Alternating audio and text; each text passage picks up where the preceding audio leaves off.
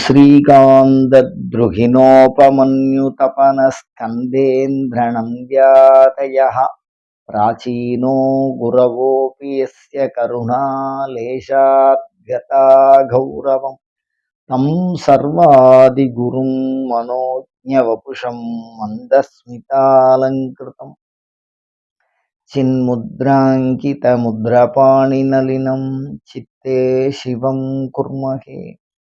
நமஸ்ததசே நமஸ்ததசஸ்பதியே நமஸ்தகீனாம் புரோகானாம் சக்ஷுஷே நமோதிவே நம பிரதிவே நம. எல்லாம் வல்ல இறைவியனுடைய பெருங்கருணையினாலே அபிராமி சமயத்தின் அந்தாதி குடில் சார்ந்து உபாசனை ரகசியங்கள் 108 என்ற தலைப்பில் உங்களுடன் பேசுவதில் மகிழ்ச்சி அடைகிறேன். இன்றைய தினம் நாம் சிந்திக்க இருக்கக்கூடிய தலைப்பு, வெகு நாள் உபாசனை செய்தும் பயனில்லை. பொதுவா மந்திர தீட்சை எடுத்துக்கிறவா இருக்கா, இல்லை தானே பார்த்து புரிஞ்சுண்டு புஸ்தகத்தில் படித்து அது மூலயமா இல்லை பார்க்கறதுனாலையோ கேட்கறதுனாலையோ அவளே ஒரு சில மந்திரங்களை ஜெபம் பண்ணுறவா இருக்கா. அந்த மாதிரி எடுத்துட்டு ரொம்ப காலமாக ஜெபம் பண்ணின்னு இருக்கா. அப்படி நான் பண்ணிகிட்டே வந்தாலும் எனக்கு எந்த விதமான பயன் இல்லை, முன்னேற்றம் இல்லை, அது தொடர்பான நீங்கள் சொல்லுகிற எந்த விளைவையும் நான் வாழ்க்கையில் அனுபவித்ததில்லை அப்படின்னு சொல்கிற பண்பு, வெகு நாள் செய்தும் பயனில்லை.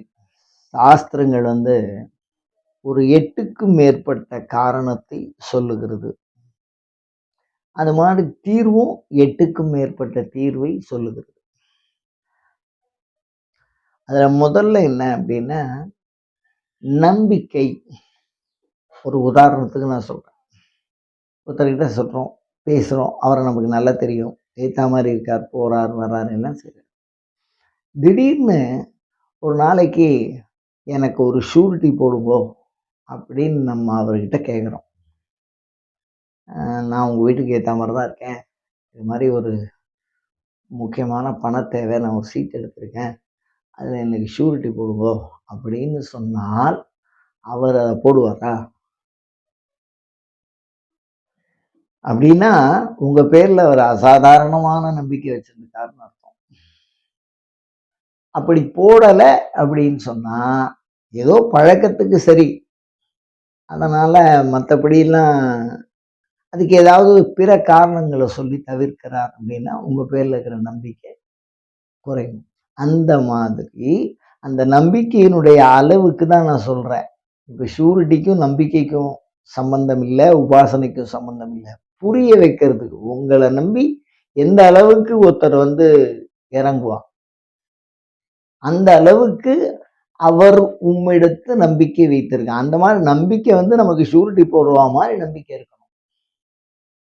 இவர் எந்த காலத்திலையும் தவறு செய்ய மாட்டார், இவருக்காக நான் முன் எல்லா உதவிகளையும் நான் தயாராக இருக்கிறேன், அவர் கடன் கொடுக்கலைன்னா அதை நானே கொடுக்குறேன் அப்படின்னு சொல்ற அளவுக்கு நெருக்கம் இருந்தால் தான் அந்த நம்பிக்கை வரும். அந்த நம்பிக்கை அந்த அளவுக்கு குறைவுபடுமா, உபாசனையில வெற்றி அடைவது கொஞ்சம் சாத்தியம் இல்லை. நம்பிக்கையில தான் நிக்குது உபாசனை. நம்பிக்கையில கொஞ்சம் குறைஞ்சா கூட அது பாதி கிணறு தாண்டினா மாதிரி. கிணறு தாண்டினா முழுக்க தாண்டிடணும், இல்லைன்னா கொஞ்சம் முயற்சி பண்ணோம்னா கிணறு ஒரு குறுகிய பள்ளம், அது உள்ள விழும்போது நமக்கு நடுப்புற விழுந்துட்டா ஒன்றும் பிரச்சனை இல்லை, அந்த ஓரத்தில் விழுந்துட்டோம் கை கால் எல்லாம் அடிபடும். அந்த மாதிரி நம்பிக்கையின்மைங்கிறது ஒரு மிகப்பெரிய அடிப்படையான ஒரு விஷயம். அதுக்கு ஒரு உதாரண கதையை சொல்ல நான் ஆசைப்பட்டேன். ராவணன் சிவபெருமானை குறித்தோ பிரம்மாவை குறிச்சோ செவிவழி தகவல்கள் எவ்வளதோ இருக்கு. அந்த கதையில அவனுக்கு 10 தலை 20 கை. இந்த நம்பிக்கை எப்படி இருக்கணுங்கிறதுக்காக சொல்ல வந்தேன். ஒன்று ஷூரிட்டி மாதிரி உலகியல்ல, இன்னொன்று புராணங்கள்ல சொல்லக்கூடிய அந்த கருத்துக்களை வைத்து உங்களுக்கு சொல்ல நான் முற்படுகிறேன். தயவு பண்ணி உபாசனையை மாத்திரம் புரிஞ்சுங்க. அப்ப அவனுக்கு 10 தலை 20 கை. அவன் நிறைய உயிர்களை பலியிட்டு யாகம் செய்கிறான். மனுஷர்களை வெட்டுறது, அசுரன் அவன். அதனால நிறைய எருமையை கொடுக்கறது, யானையை வெட்டுறது, அந்த மாதிரிலாம் நிறைய யாகம்லாம் பண்ணிட்டே வந்தான். அப்புறம் கடைசியில் அவனுக்கு தோணித்து, ஏன்னா அடுத்தவன் தலையை வெட்டி நம்ம எப்படி யாகம் பண்றது, நம்ம தலையை நம்ம வெட்டுவோம், அதுக்கு சாமி வருவாரா அப்படின்னு நினைச்சு ஒரு தலை 2 கை அது மாதிரி வெட்டிகிட்டே வந்தான். அடுத்தவா தலையிலையும் வெட்டி விடுவோம், நம்ம தலையை வெட்ட கஷ்டமா இருக்கும் இல்லையோ. அதுவும் 10 தலை உடையவும் 9 தலை வெட்டிட்டான், 18 கையும் போயிடுத்து.